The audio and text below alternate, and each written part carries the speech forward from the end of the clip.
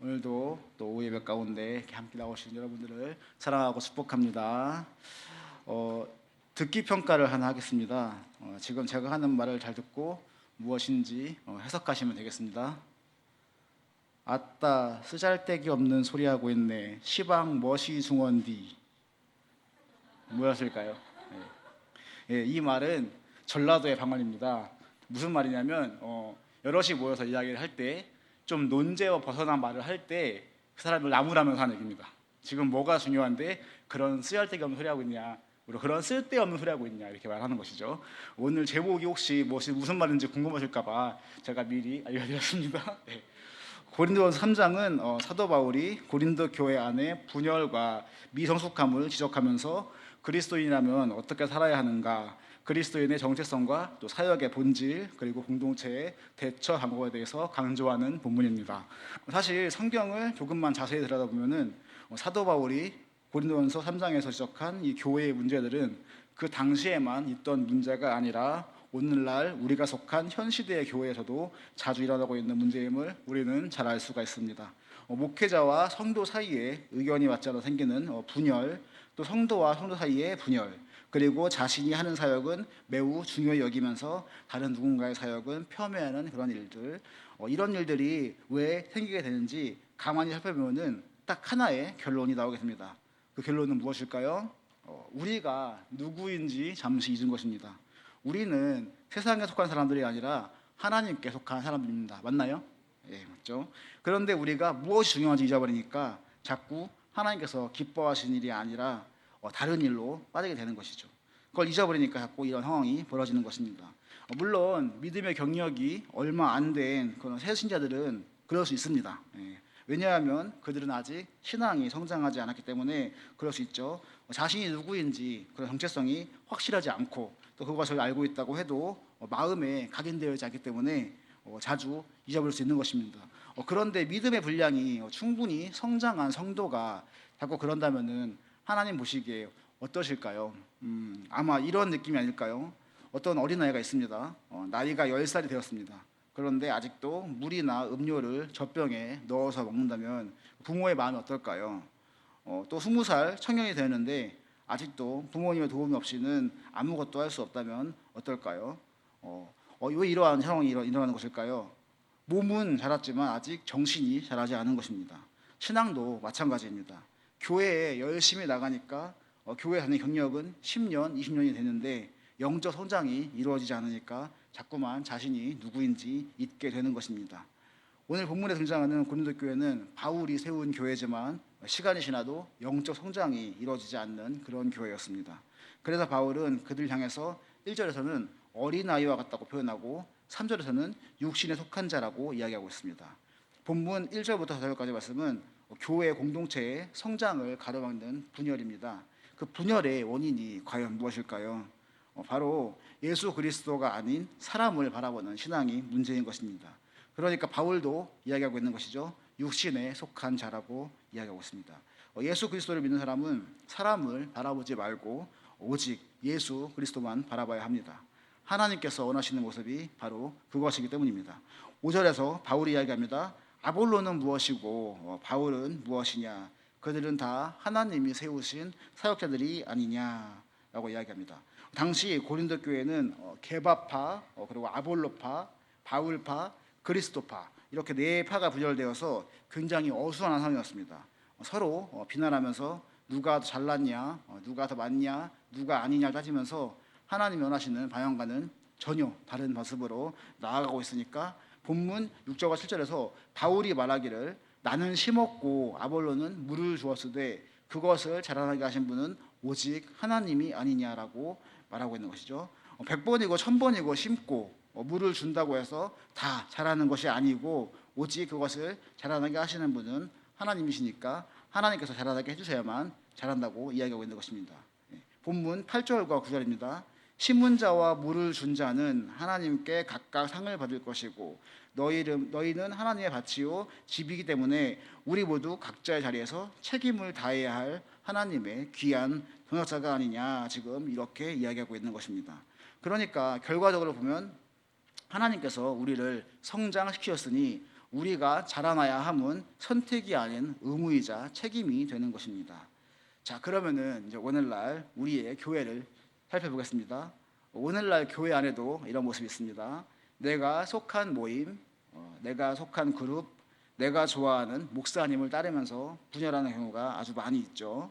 그런데요, 여러분, 성경을 자세히 보면 바울과 아볼로는 경쟁자가 아니라 같은 팀이었습니다. 바울은 심었고 아볼로는 물을 주는 동역자였습니다. 그런데 고린도 교회 성도들은 자꾸 분열을 초래하는 행동들을 일삼았습니다. 도대체 그들은 왜 그러는 것일까요? 그것은 마치 아이들이 장난감을 가지고 싸우는 이유와 같습니다. 아이들이 왜 싸울까요? 사실 아이들은 그것이 꼭 필요해서가 아닙니다. 그걸 가지고 누가 더 센지 보여주고 싶기 때문이죠. 오늘날 교회도 그렇죠. 하나님께서는 절대로 분열을 원하지 않으시고 모두가 연합하여 선을 이루시기 원하시는데, 사람들은 자꾸만 자신이 중심이 되어서 어떻게 해야 좀 더 나에게 이익이 되는지, 내가 하고 싶은 방향으로 바꾸려면 어떻게 해야 하는지, 또 어떻게 하면 내가 더 잘 자라날지, 이렇게 하는 경우가 많이 있죠. 그래서 지금 결과물이 그렇습니다. 대한예수교 장로회 합동, 통합, 백석, 고신, 한국기독장로회, 기독교 대환감리회, 기독교 대한선결교회 등 이름도 다 외우기 힘들 정도로 이 좁은 한국에서 교회가 많이 분열되어 있습니다. 이것은 절대로 하나님께서 원하시는 모습이 아니죠. 그런데 왜 이렇게 된 걸까요? 결국 모든 원인은 하나님이 아닌 사람이 먼저가 되니까 그런 것입니다. 교권의 다툼 문제로 인해서 새로운 교단을 세우고, 지역 감정 문제, 물질 문제, 인맥 문제 등 모두가 포용과 용서가 없는 사람의 마음으로부터 온 문제입니다. 결국 자신이 더 옳다는 것을 증명하기 위한 분열이고, 자신이 더 강하다는 것을 증명하기 위한 분열, 하나님과는 아무런 관련이 없는 문제라는 이야기죠. 그래서 성경은 말합니다. 본문 10절부터 15절까지 말씀은 모든 사역의 기초는 오직 예수 그리스도뿐이다 라고 증언하고 있습니다. 다른 어떠한 문제로 인하여서 그 중심이 바뀔 수는 없는 것이죠. 교회의 중심이자 기초가 되는 분은 누구시죠? 예수 그리스도입니다. 그러니까 어떤 누구도 절대로 이 기초 위에 다른 기초를 놓을 수 없습니다. 자, 이제 여기서 우리 자신에게 질문을 던져봐야 합니다. 우리의 신앙생활은 어떤 기초 위에 세워져 있을까요? 사람일까요? 감정일까요? 아니면 예수 그리스도일까요? 계속해서 성경은 이야기합니다. 16절과 17절 말씀은 너무나도 귀한 말씀입니다. 너희는 너희가 하나님의 성전인 것과 하나님의 성령이 너희 안에 계시는 것을 알지 못하느냐?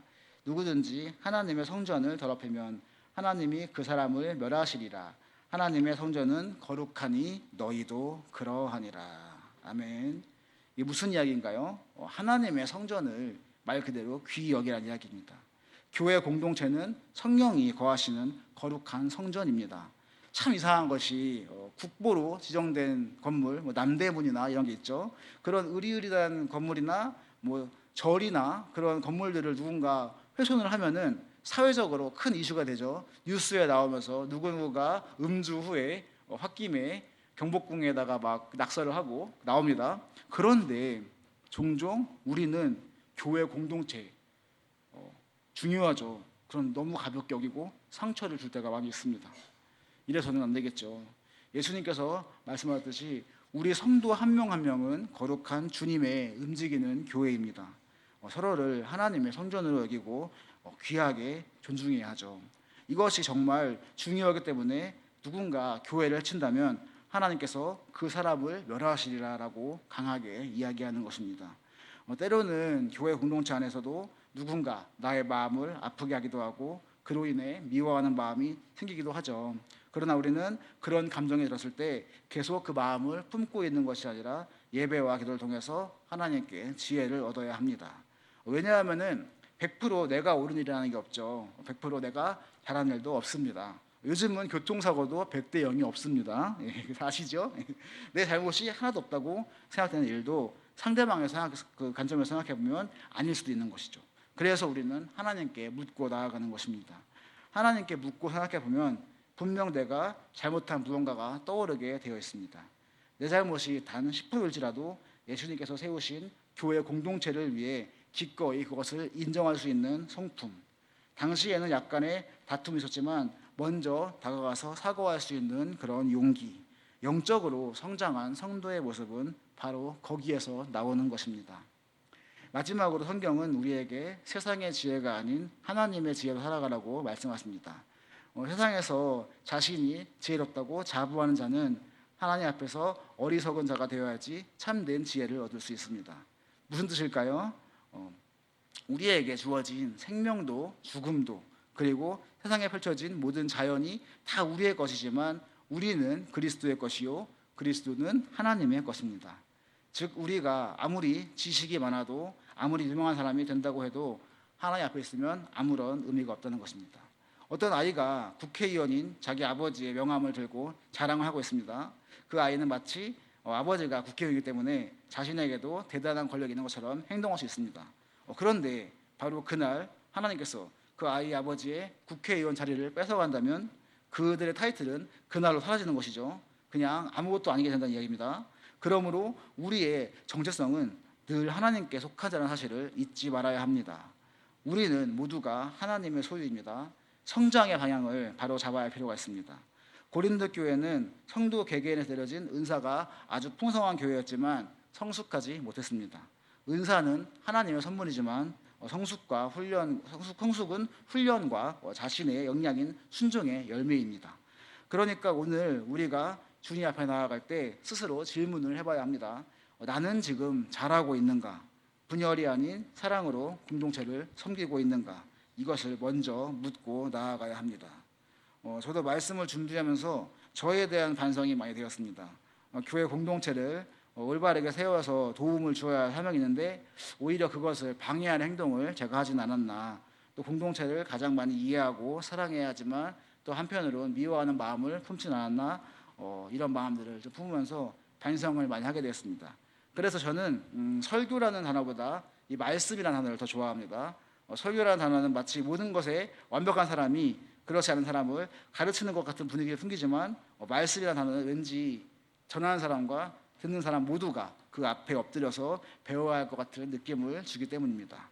오늘도 성경은 우리에게 말씀하고 있습니다. 누구든지 사람이 하는 일을 자랑하지 말라. 너희는 그리스도의 것이요 그리스도는 하나님의 것이니라. 오늘날 우리에게 가장 중요한 것은 무엇인가요? 물질인가요? 아니면 명예인가요? 아니면 혹은 또 누구보다 뛰어난 지식일까요? 하나님께서는 우리에게 오늘 친히 말씀하고 계십니다. 무엇이 중요한디? 우리는 기억해야 합니다. 우리가 누구인지 또 어디에 소망을 두고 사는 사람들인지, 지금 나의 성장 방향이 바르게 잡혀 있는지, 내 삶의 기초가 바로 서 있는지, 지금 나의 삶에서 가장 중요한 것이 무엇인지 우리는 그것을 분명히 알고 살아가야 합니다. 그런 말이 있습니다. 믿음으로 살아가지 않으면 사는 대로 믿게 된다. 우리가 믿음을 가진 그리스도인으로 세상을 사랑하지 않으면 결국 세상 것들을 따르게 되고 그것이 정답이라 착각하게 됩니다. 하나님께서 주신 우리의 거룩한 삶이 그런 그릇된 삶이 되지 않기를 소망합니다. 우리가 누구인지를 분명히 알고 삶의 기준을 명확히 세워서 우리에게 가장 중요한 것이 무엇인지 늘 분별하고 사는 삶을 살아내시기를 제가 간절히 축복하고 또 주님의 이름으로 간절히 기도하겠습니다. 사랑이 많으신 아버지 하나님, 날마다 교회를 위해서 열심히 하고 있지만 때로는 나의 열심이 공동체를 아프게 하고 분열되게 만들었던 것은 아닌지 이 시간 회개합니다.